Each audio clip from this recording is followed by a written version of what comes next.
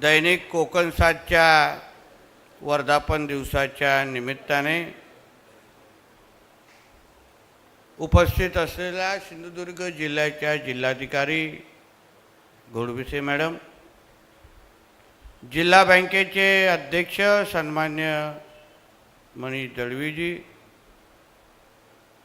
सन्मान्य सद्गुरू गावडे काका महाराज, संपादक कोकण सात सन्मान्य संजय ढवळीकरजी, सन्मान्य लखमराजे भोसलेजी, मुख्य संपादक कोकण सात सन्मान्य सागर चव्हाणजी, आमच्या जिल्ह्याचे शिक्षण महर्षी आणि माजी बांधकाम सभापती जयेंद्र रावराणेजी, फार जबाबदारीने बोललो आहे ते, उपस्थित असलेले सभागृहामध्ये उपस्थित असलेले सर्व प्रमुख मान्यवर, उपस्थित असलेले नगराध्यक्ष, सभापती, नगरसेवक, सगळेच प्रमुख मान्यवर, उपस्थित असलेले कोकण सातचे सर्व पूर्ण टीम, उपस्थित असलेले सर्व वडीलधारी मंडळी, बंधू भगिनींनो आणि माझे सर्व तरुण मित्रांनो, कोकण सातच्या वर्धापन दिवसाच्या निमित्ताने 37व्या वर्धापन दिवसाच्या निमित्ताने मी माझ्या शुभेच्छा देण्यासाठी आवर्जून आणि मुद्दामून इथे धावपळीत असलो तरी उपस्थित आहे. 9ची फ्लाईट आहे आणि मोजके 15-20 मिनिटांमध्ये मी माझ्या भावना व्यक्त करण्याचा प्रयत्न करणार आहे. आजच्या ह्या कोकण सातच्या वर्धापन दिवसाच्या निमित्ताने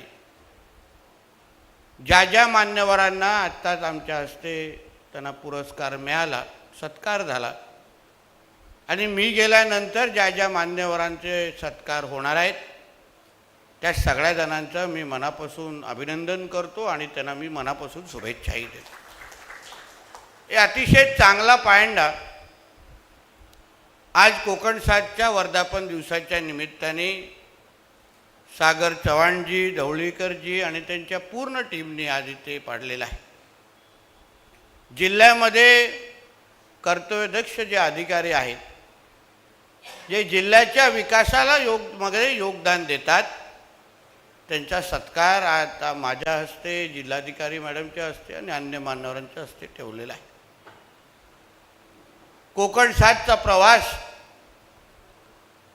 आणि एकंदरीत ह्या टीमबरोबर आमचे असलेले कौटुंबिक संबंध, त्यासाठीच मी आज धावपळीत का होऊ नये मी इथे आवर्जून इथे उपस्थित झालेलो आहे. ते मुद्दामून आलेलं आहे. उद्या कॅबिनेट आहे असल्यामुळे मला वेळेत जायचं आहे, पण आजचा कार्यक्रम मला चुकवायचा नव्हता. आजच्या कार्यक्रमाला येऊन मला माझ्या शुभेच्छा द्यायच्या होत्या आणि म्हणून मी इथे आलेलो आहे. गेल्याही वर्षी आलेलो आणि दरवर्षी कोकण सात किंवा अगोदर सिंधुदुर्ग लाईव्ह चा कार्यक्रम आम्ही कोणीही चुकवला असं आत्तापर्यंत कधी झालेलं नाही. आणि म्हणून राणे कुटुंबीय असो किंवा माझे सगळेच पक्षाच्या सहकाऱ्यांच्या वतीने कोकण सात असो की कोकण सात लाईव्ह असो, या पूर्ण टीमबरोबर आम्ही शब्दापलीकडे कृतीतून आहोत. आणि म्हणून आजही त्यांना त्यांच्या वर्धापन दिवसाच्या निमित्ताने मी शुभेच्छा देतो आहे. या एकंदरीत चॅनलचा प्रवास, कोकण सातचा प्रवास तर गजानन नाईक साहेबांपासून ते आत्तापर्यंत एक विश्वासार्थ असलेलं दैनिक, आणि आज सिंधुदुर्गाच्या एकंदरीत मीडिया क्षेत्रामध्ये ब्रेकिंग न्यूज चॅनल असो, यूट्यूब चॅनल असो आणि वृत्तपत्र असो, याचा एकंदरीत सांगड घालून एकत्र मिळून जिल्ह्याच्या विकासाला हातभार लावणाऱ्यापैकी आपण सगळेजण आहात. पत्रकारची सगळ्यांची टीम आहे आणि अतिशय उत्कृष्ट पद्धतीने, प्रामाणिक पद्धतीने तुम्ही जिल्ह्याच्या विकासाला हातभार लावत आहात. प्रशासन चालवत असताना आम्हाला सहकार्य करत आहात. यासाठी या जिल्ह्याचा पालकमंत्री म्हणून मी तुमच्या टीमचं मनापासून मी आभार मानणार आहे. कारण का शेवटी हा प्रवास जिल्ह्याचा विकासाचा प्रवास जे काही घोडदौड जे आपण पाहतोय त्यामध्ये आपल्या सगळ्यांची साथ असणं हे अत्यंत गरजेचं आहे. पत्रकारिता आणि राजकीय व्यवस्था हे एक दुसऱ्याला पूरक असतात. आम्ही तुमच्याशिवाय राहू शकत नाही, तुम्ही आमच्याशिवाय राहू शकत नाही. आता सागरच्या शब्दामध्ये इम्पॅक्ट, आमच्या शब्दामध्ये धक्के असा फरक आहे. कारण का तुमचे धक्के लागल्याशिवाय आम्हाला काय बरं वाटत नाही आणि आम्ही जोपर्यंत तुम्हाला इम्पॅक्टवाल्या बातम्या देत नाही तोपर्यंत तुमचा खपही वाढत नाही. आणि म्हणून एक दुसऱ्याला आपण तसे पूरक आहोत. आणि हा प्रवास सिंधुदुर्गाच्या विकासाच्या दृष्टिकोनातून अत्यंत महत्त्वाचा आहे. वृत्तपत्र, वृत्त चॅनल, मीडिया चॅनल म्हणजे संवाद करणं, लोकांच्याशी जवळ जाणं, मतदारांशी जवळ जाणं, जनतेशी जवळ जाणं हे जेवढं आमच्यासाठी महत्त्वाचं आहे त्यासाठी आम्हाला तुम्ही वृत्तपत्र म्हणून आणि कोकण 7 म्हणून महत्त्वाचे आहे. माझं प्रशासन, आमचं सरकार हे संवाद ठेवणार आहे, लोकांचं ऐकणार आहे, लोकांशी जास्तीत जास्त बोलणार आहे आणि लोकांच्या मनातल्या गोष्टी ओळखणाऱ्यापैकी आमचं प्रशासन असल्यामुळे आम्हाला तुमची साथ निश्चित पद्धतीने महत्त्वाची आहे.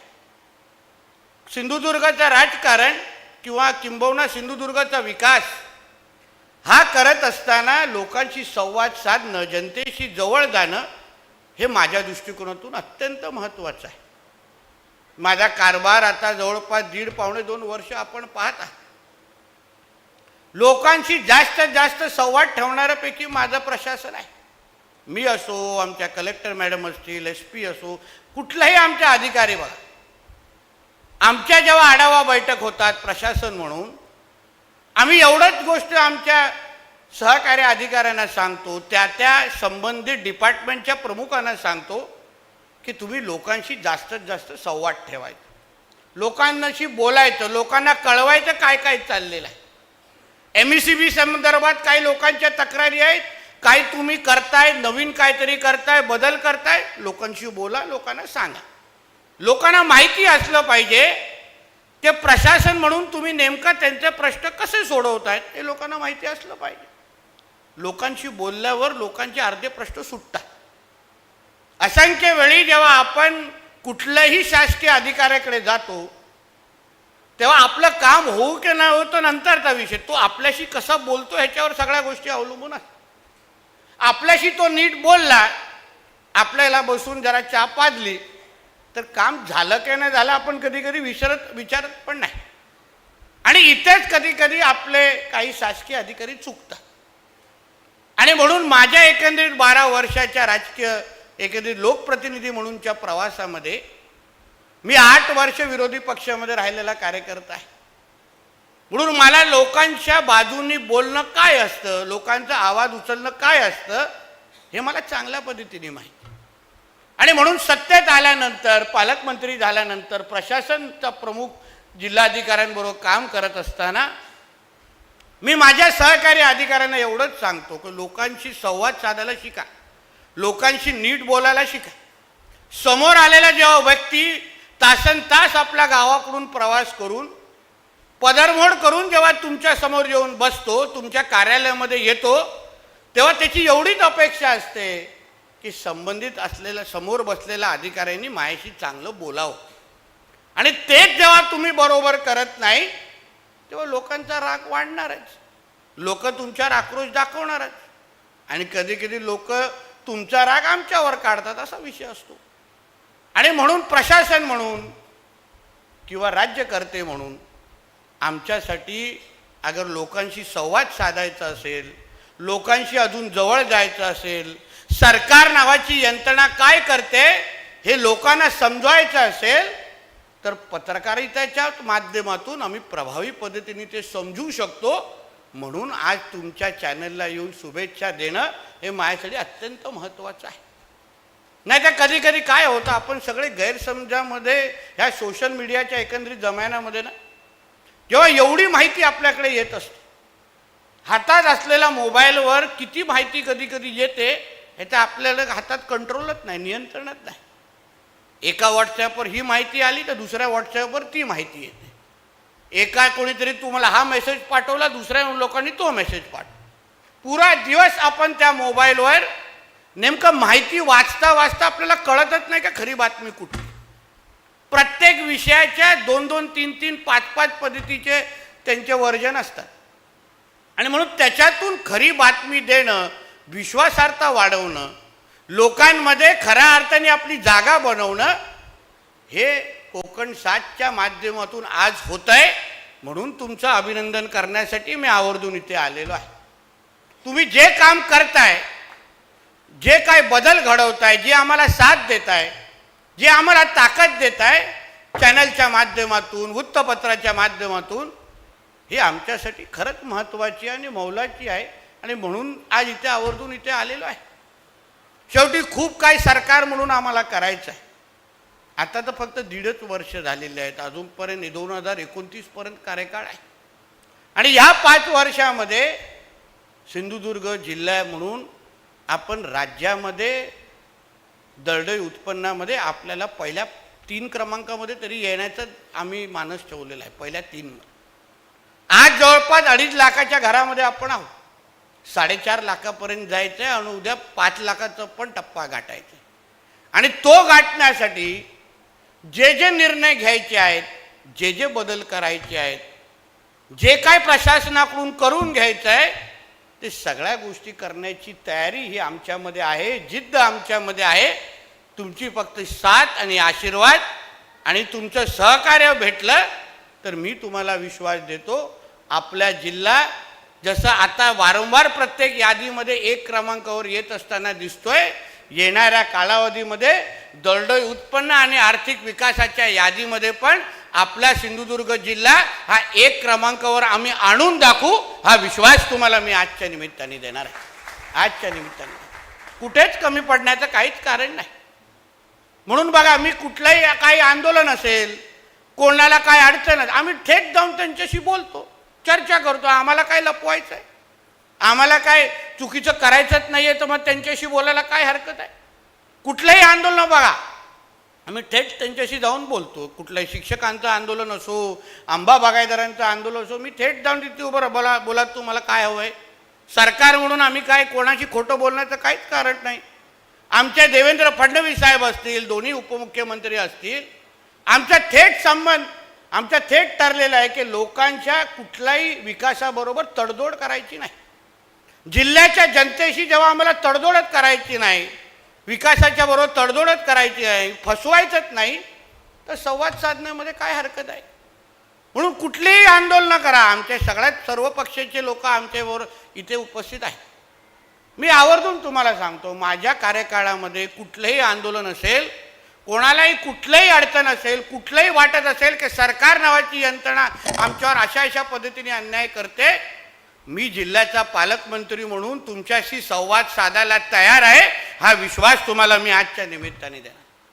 काही वाटत असेल की सरकार इथे चुकतं, येऊन बोला, मी समजवतो सरकारची बाजू काय, मी समजवतो काय आम्ही कुठे कमी पडतोय, आम्ही सुधारण्यासाठी तयार आहोत, आम्ही बदल करण्यासाठी तयार आहोत. आम्ही बोलत नाही प्रत्येक निर्णय जे घेतोय तो चांगलाच आहे, तो योग्य आहे, आम्ही कुठेच बोलत नाही. पण बदलण्याची तयारी आहे, ऐकण्याची तयारी आहे, तुम्हाला बरोबर घेण्याची आमच्या लोकांची तयारी आहे.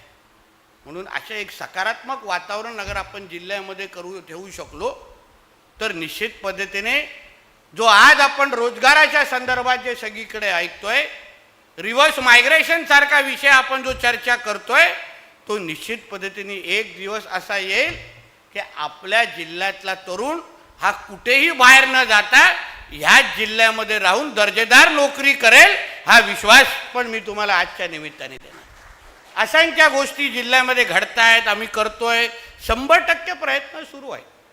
कुठलाच असा विषय नाही आहे जिथे आम्ही सोडवण्यामध्ये पुढे नाही आहोत. मी असो, आमच्या कलेक्टर मॅडम असतील, सगळे आमच्या डिपार्टमेंटचे प्रमुख, तिथे एक आमच्या अधिकाऱ्यांच्या योग्य काही अधिकाऱ्यांचा सत्कार आपण केलेला आहे, मी कौतुक आपलं कर. शेवटी पाठीवर थाप देणं हे अत्यंत गरजेचं आहे. निधीच्या खर्चाच्या मध्ये असेल, निधी आणण्यामध्ये असेल, रोजगार निर्मितीमध्ये असेल, प्रशासन गतिमान करण्यामध्ये असेल, आज आमचा सिंधुदुर्ग कशातही मागे राहणार नाही, हा मी विश्वासाने तुम्हाला आजच्या निमित्ताने सांगू शकतो. आणि म्हणून ह्या निमित्ताने आमच्या ह्या कोकण साथची आम्हाला साथ असणं, आम्हाला ताकद असणं हे अत्यंत गरजेचे आहे. आमच्या सागर चव्हाण आणि त्यांची पूर्ण टीम, अतिशय सागरचा प्रवास मी पहिल्यापासून ओळखतो. आमचे बाकीचे सहकारी पण सगळेच त्यांच्या तालुक्यानिहाय जे प्रतिनिधी आहेत ते पत्रकारितेच्या पलीकडे मैत्रीचे संबंध आमचे त्यांच्याबरोबर आहेत. आम्ही चांगलं करतो तेही पाठीवर थाप देतात, कुठे चुकत असलो तर विरोधात ही बातमी देतात आणि नंतर येऊन सांगतात पण साहेब द्यायला लागलं कारण का वरतून प्रेशर होतं एवढे पण येऊन सांगतात. आम्ही समजून घेतो. शेवटी पत्रकारिता करत असताना कोणी कोणाचा मित्र नसतो हे आम्हाला चांगल्या पद्धतीने माहिती. सागर इथे कितीही कौतुक केलं पण उद्या सकाळी अगर मी ते कुठे चुकलो तर फ्रंट हेडलाईनवर माझी निश्चित पद्धतीने बातमी चुकीची लागेल याची जाणीव मला आहे आणि त्यालाच प्रामाणिक पत्रकार म्हणतात. आणि हीच मला त्याच्या सगळ्यात माझ्या जिल्ह्याच्या पत्रकारातून अपेक्षा आहे. मी बोलत नाही की आमच्याबद्दल चांगलंच लिहा, चुकलो निश्चित पद्धतीने टीका करा, आम्हाला काही हरकत नाही, पण त्याच्यावर मार्गदर्शन पण करा. जिल्ह्याची प्रतिमा चांगली ठेवणं हे आपल्या सगळ्यांसाठी अत्यंत गरजेचं आहे. गुंतवणूकदार जेव्हा आपल्या जिल्ह्यामध्ये येतो तो पहिली माहिती काढतो की ह्या जिल्ह्याची प्रतिमा कशी आहे. माझे जे पैसे गुंतवल्यानंतर ते कुठेतरी चुकीच्या जागी तर मी गुंतवत नाही ना, ह्याच्या सगळ्याची काळजी तो निश्चित पद्धतीने घेतो. म्हणून बातमी देत असताना, विरोध करत असताना नितेश राणेचा विरोध पाहिजे तर करा पण सिंधुदुर्गाचा विरोध करू नका हे आवर्जून ह्या निमित्ताने तुमच्या व्यासपीठावर सांग. कारण का आज आमच्या मुलांनी तरुणी जे घरी बसलेत ना, 10 15 वर्ष बिचाऱ्यांचं वय निघून गेलं आणि बिचारे घरीच आहे.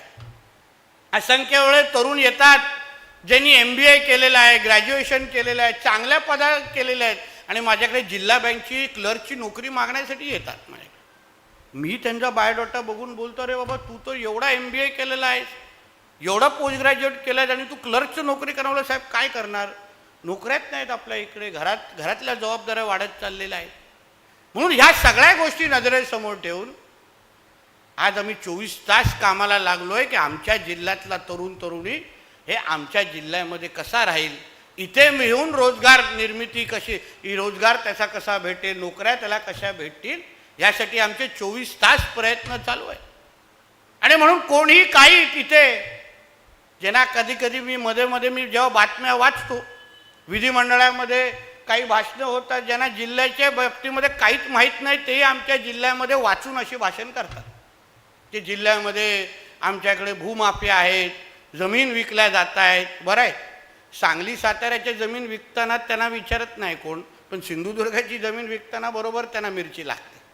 आणि मग कोणतरी आमच्यातले असतात त्यांना लिहून देतात की साहेब जरा उद्या आहे ना सभागृहामध्ये एवढंच फक्त बोलून दाखवा, ते मग आपल्या उलटतात आणि जेवढंच वाचून दाखवतात. पेपर खालती पडला त्यांना कळणार पण नाही सिंधुदुर्ग आहे की गोवा आहे, पण वाचून दाखवणार. त्यांना माहीत नाही सिंधुदुर्गाची परिस्थिती काय. आता आमच्या जिल्हाधिकारी मॅडम आहेत, इथे महसूलचे असंख्य अधिकारी आहेत. भूमाफियाचा कधी कोणीतरी मला व्याख्या सांगावी हो की भूमाफिया म्हणजे कोण. आता जे काय आमच्या इथे जमिनीचे व्यवहार होतात ते कोणाला जोर जबरदस्तीने सगळेच होतात का. लोकांना आपली वैयक्तिक जमीन, वैयक्तिक आहे सरकारी पण आहे, सरकारी करायची असेल तर मॅडमकडे प्रोसिजर करायला लागते महसूलची पूर्ण. पण कोणाला अगर आपली वैयक्तिक जमीन कोणाला विकायची असेल, आम्हाला काय विचारून देत नाहीत, त्यांच्यात आपसात ठरतं. ते काय आपसात दर पण ठरतात, सगळं ठरतं, रजिस्ट्रेशन होतं, तो मालक निघून जातो आणि हा निघून जातो आणि उद्या कुठला तरी तिकडे प्रकल्प येणार असतो, पण त्याला म्हणतात भूमाफिया. बापरे. आणि त्याच्यामुळे सिंधुदुर्गामध्ये असं काहीतरी मोठं घडतं आहे, इथे लोकांच्या जमिनी हडपल्या जात आहेत, जोर जबरदस्तीने घेतल्या जात आहेत, असं जे काय एक चित्र घडवलं जात आहे ना, त्याला काहीतरी कुठेतरी टाचणी मारण्याचं काम सागर तुम्ही आणि तुमच्या टीमच्या माध्यमातून, कोकण साथच्या माध्यमातून झालं पाहिजे अशी अपेक्षा व्यक्त करून मी इथून जाणार आहे. आमच्याकडे आता रोजगार आला पाहिजे हो. कारण का विचार करा, तेव्हा अगर राणे साहेबांच्या माध्यमातून अगर शिवळ प्रकल्प आला असता तर आज किती तरुणींना तिथे काम मिळालं असतं, किती मुलींना चांगल्या पगाराच्या नोकऱ्या मिळाल्या असतात. तेव्हा नुसतं राणे नको म्हणून आंदोलनं झाली, राणे साहेबांच्या विरोधात वातावरण केलं गेलं. चला राणे साहेबांचं, नितेश राणे, निलेश राणे सगळे बाजूला केलं. तुम्ही 10 वर्ष काय केलं हे कोणीच हिशोब कधी दिला नाही. 14 ते 24 मध्ये तर कोणच राणे नव्हतं सत्तेमध्ये. तुम्ही नेमकं काय केलं? किती कारखाने आणले, किती 5 स्टार आणले, किती मुलं मुलींना नोकऱ्या दिल्या, हे कोणच कधी हिशोब द्यायला तयार नाही. म्हणून ह्याही बाबतीमध्ये पत्रकार म्हणून, एक जबाबदार वृत्तपत्र म्हणून ह्यावर पण काय कधीतरी तुम्ही प्रकाश टाकला पाहिजे, अशी अपेक्षा मी तुमच्याकडून व्यक्त करणार आहे. नाहीतर आम्ही सगळेजण एकतर्फी मेहनत करतोय आणि दुसऱ्या बाजूने कोण ना कोणतरी बाहेरचे लोक येऊन उगाच आमच्या विकासामध्ये काळ्या मांजरीसारखे अगर मध्ये जात असतील तर त्याही गोष्टी तुम्ही सहन करू नका, हे आवर्जून ह्या व्यासपीठाच्या निमित्ताने मी तुम्हाला सांगणार आहे. आणि म्हणून कोकण 7च्या ह्या वर्धापन दिवसाच्या निमित्ताने सागर आणि त्यांच्या पूर्ण टीमला, आमचे ढवळीकर साहेबजी आहेत, तुमच्या सगळ्या टीमला माहितीच आहे की आमच्या शुभेच्छा आहेतच. आम्हाला काही वेगळं सांगायची गरजच नाही. कारण का अडचणीच्या टायमाला राणेच येतात, बाकी कोण येत नाही. बाकी सगळे फोन बंद करून असतात. आम्हीच असतो. चांगल्या दिवसात असो का नसो, वाईट दिवसात पहिला फोन आमचाच असतो, हे सागरला आणि त्यांच्या सगळ्या लोकांना चांगलं माहिती. म्हणून आमच्या शुभेच्छा आहेतच तुमच्याबरोबर. फक्त आता तुमची जबाबदारी वाढलेली आहे, हेही आवर्जून ह्या निमित्ताने मी सांगणार आहे. कारण का आता सिंधुदुर्ग ज्या उंबरठ्यावर उभा आहे, ज्या पद्धतीने विकासाच्या दृष्टिकोनातून आमचं नियोजन सुरू आहे, त्याच्यामध्ये तुमच्या सगळ्यांची साथ आणि पाठिंबा आणि तुमची ताकद कोकण 7 म्हणून निश्चित पद्धतीने बाजूला आमच्याबरोबर पाहिजे, ही अपेक्षाही मी तुम्हाला ह्या निमित्ताने तुमच्याकडून व्यक्त करून जाणार आहे. चांगला कार्यक्रम सागर आणि त्याच्या सगळ्याच सहकार्याने, मला वाटतं 4 टप्पे आहेत ना, 1 टप्पे 2 टप्पे, त्यांचे कागद हातात बघून वाटलं लांबलचक कार्यक्रम आहेत. त्या बिचाऱ्या वाचतायत. मला वाटलं की कार्यक्रम संपणारच नाही आहे. आणि म्हणून कार्यक्रम निश्चित पद्धतीने चांगला होईल. कारण का कोकण 7 आणि कोकण लाईव्हचे कार्यक्रम म्हटले ते कुठेच कमी पडत नाही. पण ह्या निमित्ताने जसं सागरने उल्लेख केला, मी टिमलोजींचा आणि टिमलो कुटुंबाचा आणि फोमेंटो ग्रुपचा आवर्जून मी त्यांचं अभिनंदन करणार आहे. कारण धाडस लागतं अशा पद्धतीची वृत्तपत्र चालवणं आणि अशा पद्धतीचे नवीन नवीन व्यासपीठ घडवणं, ह्याला धाडस लागतं. आम्हीही प्रहारसारखा वृत्तपत्र चालवतो, म्हणून ह्याच्या मागची सगळी गणितं आम्हा लोकांना माहिती आहे. आणि तेही ह्या काळात जिथे सोशल मीडिया असो, डिजिटल मीडिया एवढ्या फास्टमध्ये आहे, त्याच्यामध्ये अशा पद्धतीचे दैनिक चॅनल चालवणं हे काय सोपं नाही. आणि म्हणून सागर चव्हाणजी आणि तुमच्या सर्वच सहकाऱ्यांना मी या वर्धापन दिवसाच्या निमित्ताने निश्चित पद्धतीने मनापासून शुभेच्छा देतो. तुम्ही अशाच पद्धतीने सिंधुदुर्गाच्या विकासाच्या मध्ये तुम्ही हातभार लावा, आम्हाला साथ द्या, आमच्याबरोबर उभे राहा आणि सिंधुदुर्गाला राज्यामध्ये 1 क्रमांकाचा जिल्हा आणण्यासाठी आपण सगळेजण एकत्र येऊन कामाला लागूया, एवढंच या निमित्ताने सांगतो. इथेच थांबतो. जय हिंद, जय महाराष्ट्र. पालकमंत्री श्री नितेश राणे साहेब आपल्या प्रेरणादायी